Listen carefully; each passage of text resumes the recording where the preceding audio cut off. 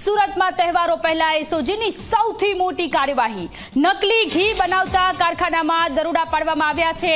9000 કિલોથી વધુનું નકલી ઘી કબજે કરવામાં આવ્યું છે। 4 આરોપીઓની ધરપકડ કરવામાં આવી। અમરોલી વિસ્તારમાં 3 જગ્યાએ અલગ 3 જગ્યાએ દરોડા પડ્યા છે। કેટરિંગ, કરિયાણાની દુકાન અને ડેરીમાં ઘીનું ચેકિંગ થયું છે। 250 થી 350 રૂપિયા પ્રતિ કિલોના ભાવે વેચાણ કરતા હતા। 67 લાખ રૂપિયાનું નકલી ઘી કબજે કરાયું છે। 2 વર્ષથી નકલી ઘી વેચતા હતા જયેશકુમાર મૈસુરિયા, અંકિત પંચીવાલા આરોપી છે। સુમિત કુમાર મૈસુરિયા અને દિનેશ કુમાર ગહેલોત પણ આરોપી છે। તો સુરતમાં નકલી ઘીનું વેચાણ કરતા આરોપીઓની ધરપકડ કરી લેવામાં આવી છે। કેટરિંગ, કરિયાણાની દુકાન અને ડેરીમાં નકલી ઘી આપતા હતા। એસઓજી દ્વારા રેડ કરવામાં આવી।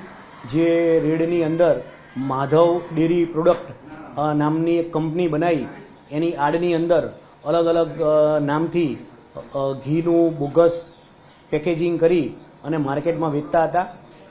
એના દ્વારા અમે વધારે પૂછપરછ કરતા અમને એવું જાણવા મળ્યું કે કોસાડની અંદર જ બીજું ઈબ્રો કરીને છે, ત્યાં કોસાડની અંદર જ ત્યાં બીજી જગ્યાએ તુરંત અમે રેડ કરી તો ત્યાંથી પણ મોટા પ્રમાણમાં મોટા જથ્થાની અંદર એક ફેક્ટરી પકડી આવી।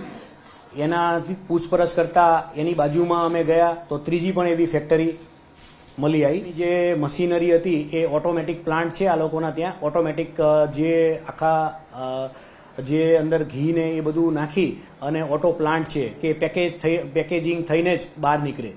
આ લોકો કલરનો ઉપયોગ કરતા હતા। એ કલરથી જેવું તમારે કલરનો દેશી ઘીનો કલર હોય એ મુજબના એ આવી જાય અને એસએસ નામના એક કેમિકલનો ઉપયોગ કરતા હતા।